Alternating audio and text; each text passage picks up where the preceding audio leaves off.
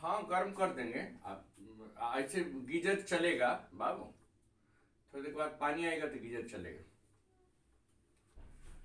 Good morning friends. हाँ बाबू, जला लो। बेकार लाइट चल रहा है। हाँ, सब जलेगा, लाइट है नहीं जलेगा। वो इसका रुक जा, रुक जा, रुक जा, फ्यूज कर गया। एक सेकंड रुको।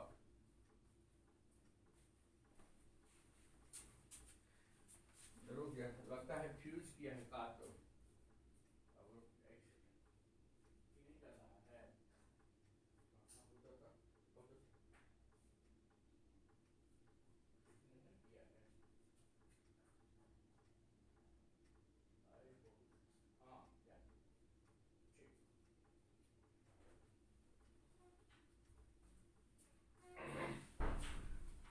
Good morning friends. Good morning, friends. We are going to discuss some of the question answers of the supplementary to class 10. Yeah, the necklace.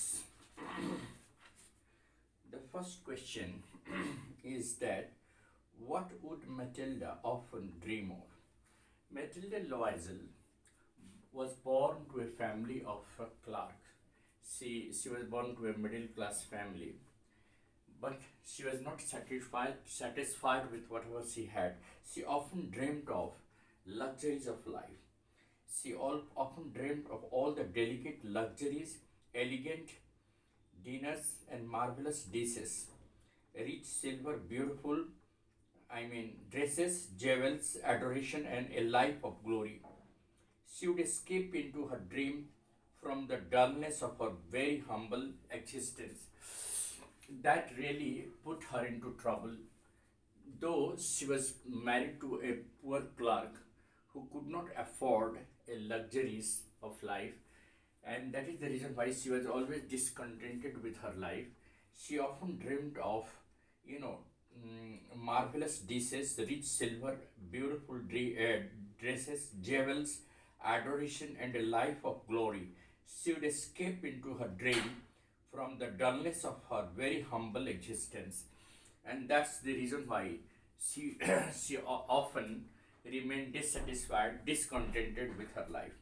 Question 2: why did Matilda throw an invitation spitefully? Matilda was simple and simply displeased when her husband showed the invitation. She felt humiliated and threw the invitation spitefully, as she had nothing beautiful enough to wear to such a grand gathering. How did M. Loisel try to make his wife happy? When Mr. Loisel told his wife about the invitation of the party, she said that she had no pretty dress, neither any jewel to wear for the occasion. Mr. Loisel, M. Loisel, tried to make her happy by just giving her an advice that she could wear natural flowers that would adorn her beauty, and she could also I mean buy she could also borrow a necklace from her friend Madame Forestier, and this suggestion to borrow necklace from her friend to wear in the party pleased Madame Loisel. Hearing this, Madame Loisel became satisfied and got contented with that. Another question is very interesting. Madame Loisel's disposition invites her doom. Comment in the contrast of the text we have read. Madame Loisel belongs to a family of clerks. Her existence is quite average. Madame Loisel belongs to a low middle class family. She belongs to a family of a clerk, where her husband could earn little enough to, I mean, to earn his livelihood and manage with the normal expenses. She gets married to that very clerk, and so caught up with her dream of wealth and pleasure that she is for touch with the truth of her real life.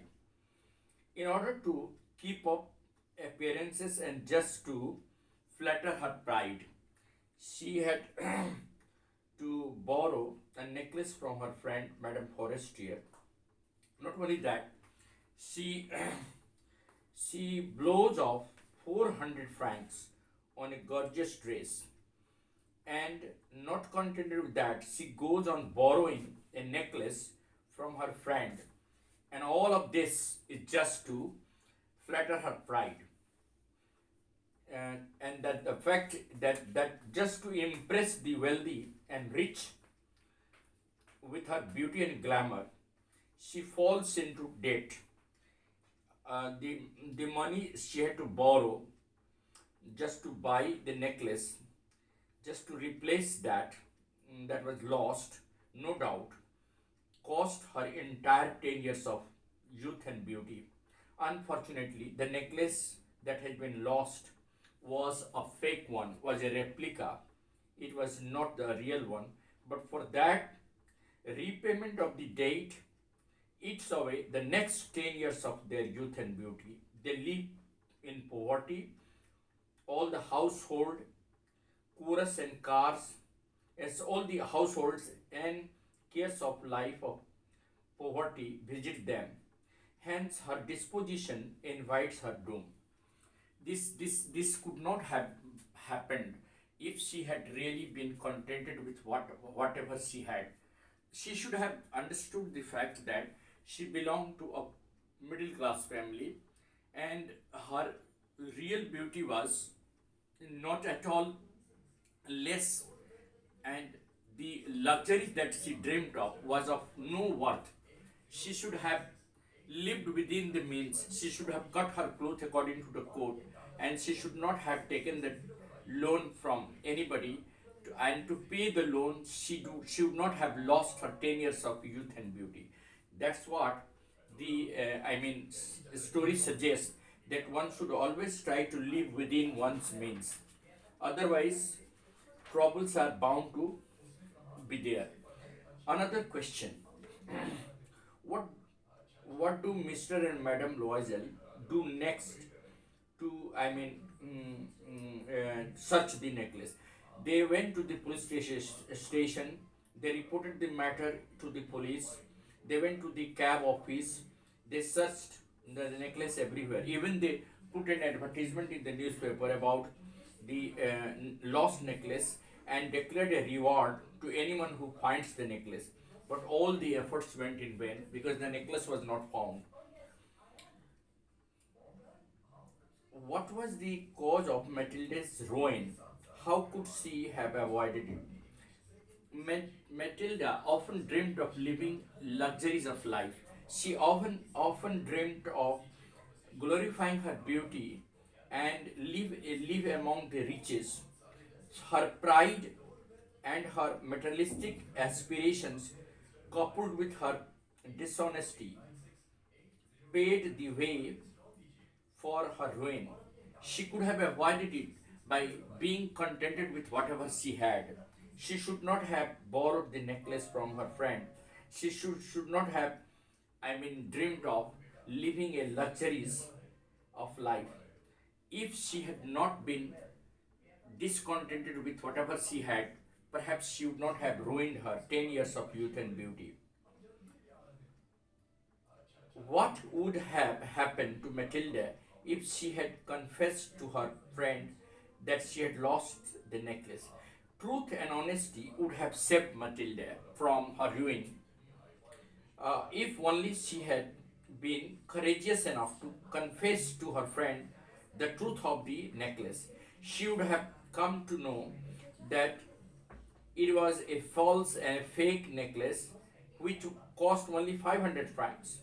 She should not have spent her husband's entire inheritance and borrowed 18,000, for which she had to pay the 10 years of her youth and beauty. The date that she and her husband had to, borrow from the money lenders, cost her 10 years of youth and beauty. So she should have saved her life if she had confessed the truth about the loss of the necklace to her friend Madame Forestier.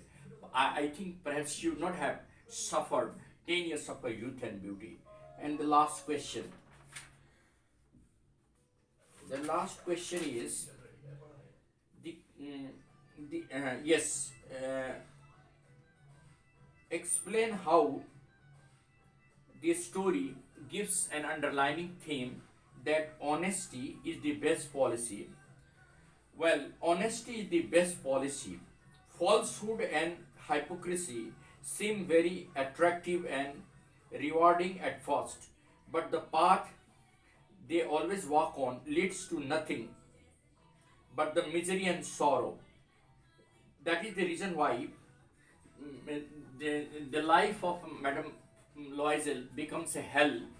She often, ran after the dream and fantasy of living a luxuries of life without knowing the reality that honesty stands a long way and makes one happy.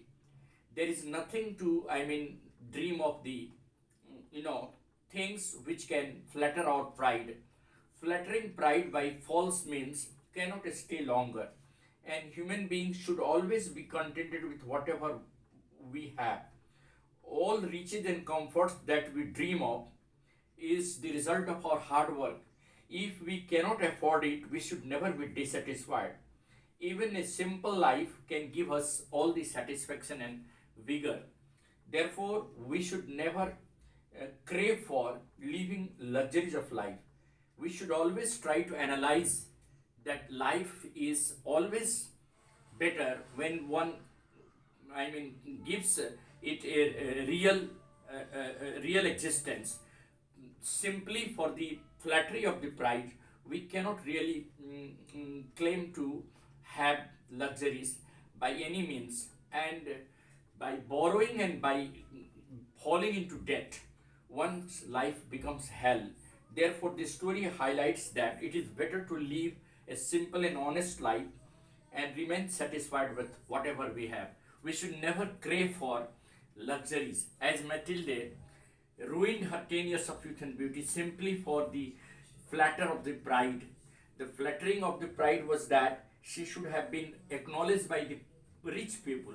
She wanted to have the company of the rich people who could admire her beauty and glamour, but that could not stand a long way because the reality was that she belonged to a middle class family, and for that reason she had to borrow the necklace for the ball party, and when she lost it, replacing the necklace became a bone of contention for her, and that cost her 10 years of youth and beauty.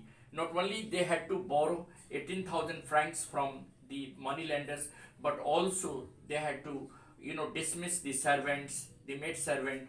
They have to lose their house, and they have to lead a very miserable life for 10 years. That made Madame Loisel an ugly woman.